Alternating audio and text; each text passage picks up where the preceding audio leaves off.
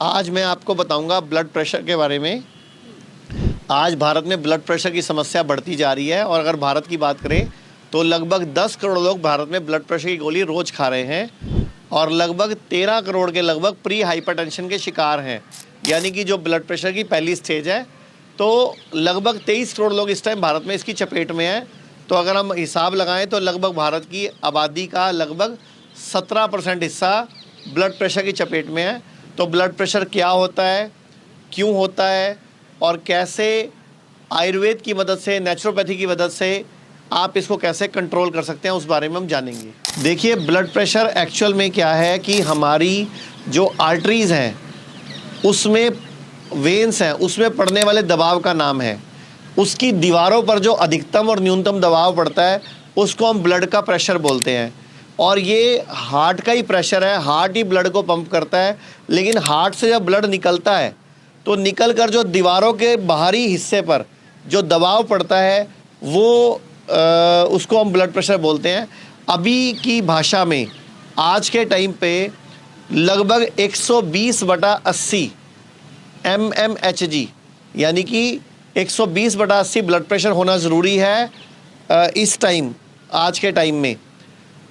अगर हम बात करें 1997 की तो 1997 से पहले 160/100 नॉर्मल ब्लड प्रेशर माना जाता था 1997 से पहले, और 2008 से पहले 140/90 नॉर्मल ब्लड प्रेशर माना जाता था और अभी 120/80 ब्लड प्रेशर नॉर्मल माना जाता है।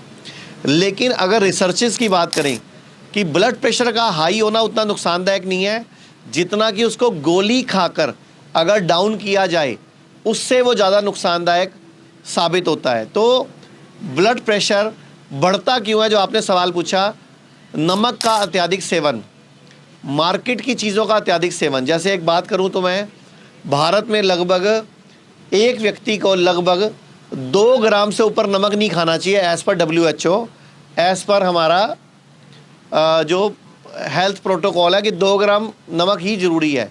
लेकिन हम लोगों ने एक हिसाब लगाया कि अगर 4 लोगों का परिवार है और चारों लोग अगर टोटल घर में देखें तो 1 पैकेट नमक 1 महीने में ख़त्म हो जाता है। तो हिसाब लगा के देखा गया, एवरेजली एक व्यक्ति जो घर के हिस्से में 8 ग्राम नमक रोज़ का आ रहा है। ये तो कच्चे नमक की बात कर रहा हूँ मैं।